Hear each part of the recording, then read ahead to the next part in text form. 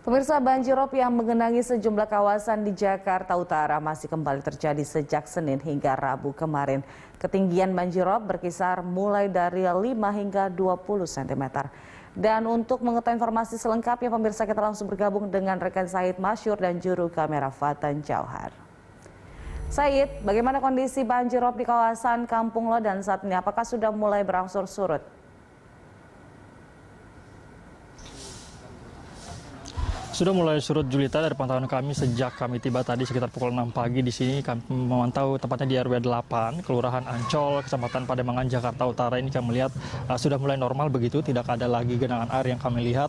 Lalu juga warga sudah mulai beraktivitas normal kembali begitu, dan memang banjirop yang terjadi ataupun yang paling parah terjadi kemarin pada Selasa 7 Desember 2021 terjadi sekitar pagi hari, dan memang pada saat sore hari ini sudah mulai surut begitu. Ini merupakan yang tertinggi sejak terjadi juga pada Sabtu sebelumnya tanggal 4 Desember 2021. Dan untuk informasi selengkapnya bagaimana situasi terkini di sini, Julita, saya sudah bersama dengan Ketua RW 8 Kelurahan Ancol, Bapak Muhammad Nur. Pak Muhammad Nur, bisa mungkin dijelaskan lebih detail seperti apa kondisi terkini Pak pasca terjadinya banjirop pada Selasa kemarin ini, Pak Nur?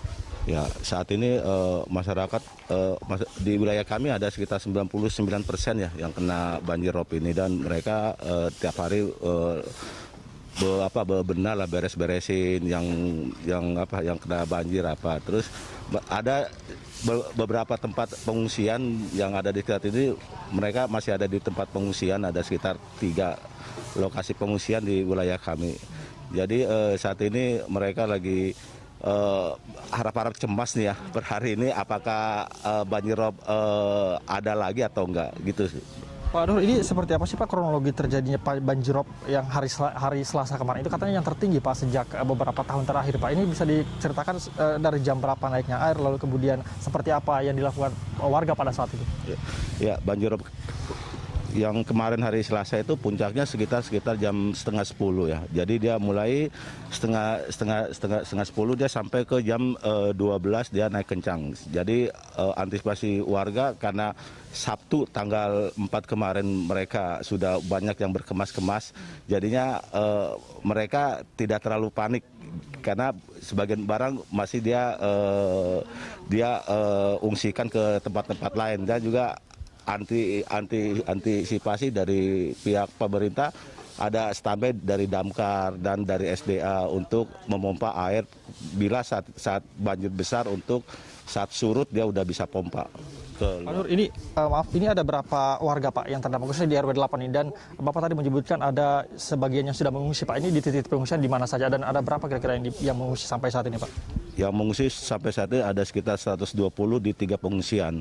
Untuk total warga RW 08 ini kita perkirakan 3.600 jiwa. Sekian. Lantas untuk kebutuhan sehari-hari Pak, logistik segala macam ini, saya dengar ada juga dapur umum gitu Pak. Ini seperti apa dari pihak RW menyiapkan ini Pak? Dapur umumnya kami dari pihak kelurahan.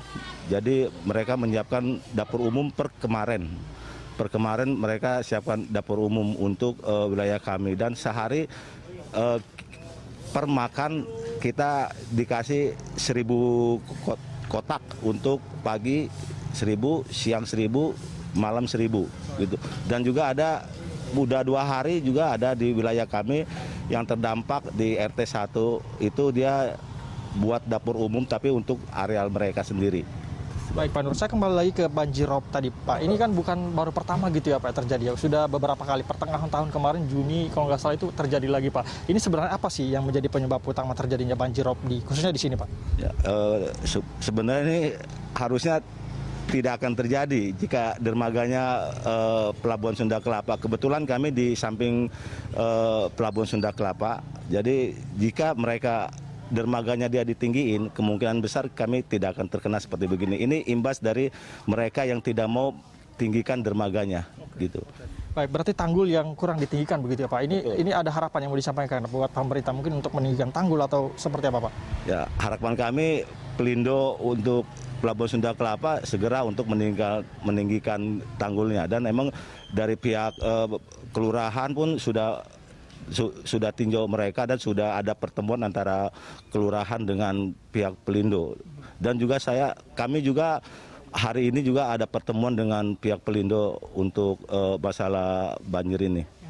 Baik Pak Nur, terakhir lagi Pak Nur, ini BMKG memprediksi banjirop ini masih akan terjadi Pak. Kemarin dalam sepekan terakhir memang hari ini akan terjadi juga katanya tanggal 9 Desember lalu, tanggal 11 Desember juga katanya akan terjadi. Ini antisipasi dari RW dan juga pemerintah setempat seperti apa Pak Nur? Ya, ini dari pihak pemerintah, dari kelurahan dan lain-lainnya itu antisipasinya dia standby kan pompa-pompa di area-area kritis dan juga semua dari kepemerintahan dan lain-lainnya terjun kemari untuk mengantisipasi tanggal 9 dan tanggal 11.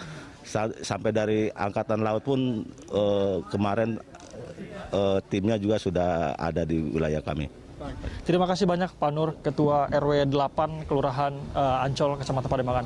Demikian Julita wawancara kami bersama dengan Ketua RW 8 terkait dengan situasi di sini. Memang ini merupakan salah satu kawasan yang paling terdampak daripada banjirop. Sebelumnya dari BMKG juga memang sudah memprediksi akan terjadi banjirop di beberapa wilayah di Jakarta Utara. Kami mencatat ada sekitar 24 titik yang menjadi lokasi banjirop di Jakarta Utara, dan ini kemudian menjadi antisipasi yang perlu disiapkan oleh warga sebelum terjadi banjirop yang lebih tinggi begitu. Demikian Julita. Baik Said, terima kasih untuk laporannya. Selamat bertugas kembali Said.